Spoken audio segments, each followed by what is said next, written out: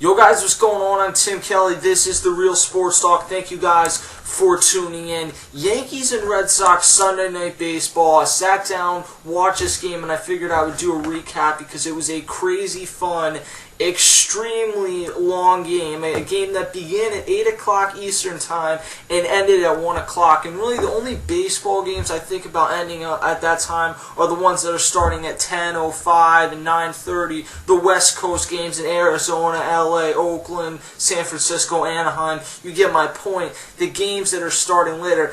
Red Sox and Yankees games always tend to go long, and this one certainly fit that bill.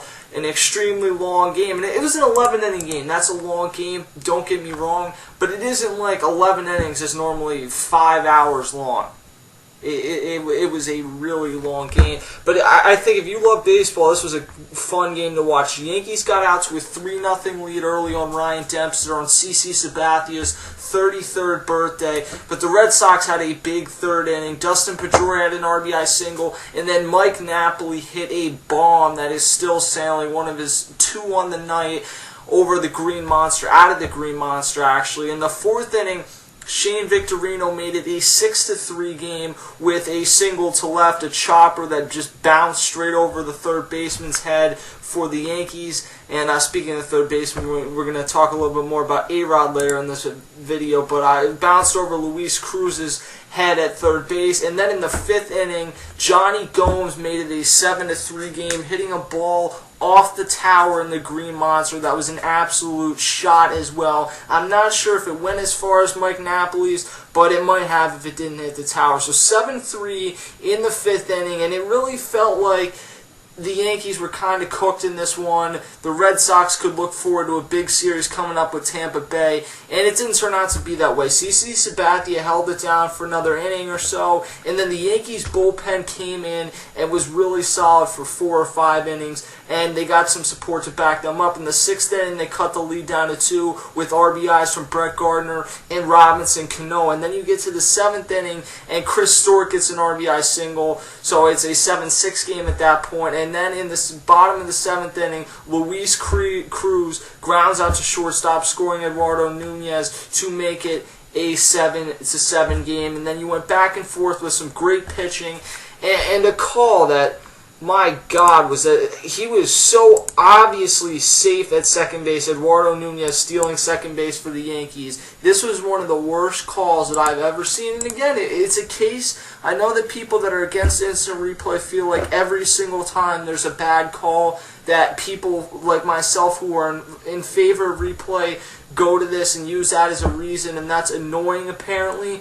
If you can get a play right that potentially could have changed the outcome of the game, then why wouldn't you do it? And believe me, I'm not a Yankees fan. I'm not trying to find a reason to say that the Yankees would have won this game, because we know that they had 10.5 innings to do so, or 10 2/3 innings to do so prior to that, and they didn't do so. So there is that aspect to look at it, but they got screwed over with that call. And then in the bottom of the inning, Mike Napoli goes yard with a home run to end the game out of center field. So the Red Sox get a big win. They win the series, and even with all the injuries, they continue to remain 20 games now above 500, 7 above the Yankees, and then 1.5 above Tampa Bay, 3.5 against Baltimore. And for the Red Sox, I honestly, I look around Tampa Bay's lineup in Boston or in Baltimore's lineup, and I feel like right now those two teams are the best constructed teams to win down the stretch. But this Red Sox team